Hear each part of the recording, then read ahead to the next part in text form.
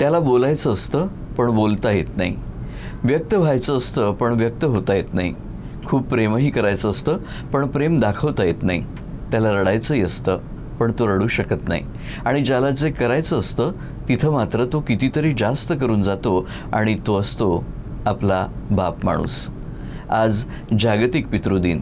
या निमित्तानं प्रत्येकजण आपल्या वडिलांचं आपल्या आयुष्यातील महत्त्व व्यक्त करतोय. तर मग आपणही बघूयात जंगलातल्या एका बाप माणसाची ही छोटीशी गोष्ट. हा आहे जोगामोगा वाघ. ताडोबा अंधारी व्याघ्र प्रकल्पातील मदनापूर कोलरा बफर क्षेत्रात त्याचा वावर. आता वाघ तो वाघ, त्यात काय वेगळं असं तुम्ही म्हणाल, पण हा जोगामोगा आहेच वेगळा, कारण त्यानं आपल्या मुलांसाठी एक नियम मोडला. हा नियम आहे जंगलातला. आता जंगलातला नियम कुठे घालून दिला आणि कुठे लिहिलाय असं विचारलं तर तू कुठे सापडणार नाही. पण काही नियम हे अलिखित असतात आणि ते जगण्याच्या पद्धतीनं घालून दिलेले असतात. तर या जोगामोगानं नियम मोडला आपल्या मुलांना भेटण्याचा.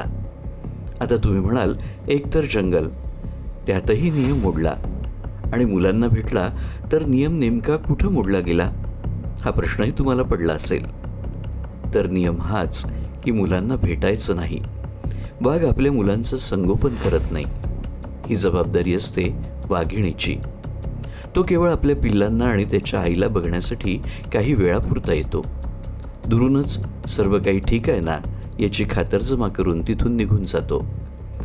वाघाचं वर्चस्व क्षेत्र तसं खूप मोठं असल्यानं त्या क्षेत्रातील वाघिणी आणि त्यांच्या पिल्लांची दुरूनच ख्याली खुशाली तो बघतो, जवळ मात्र कुणाच्याच जात नाही.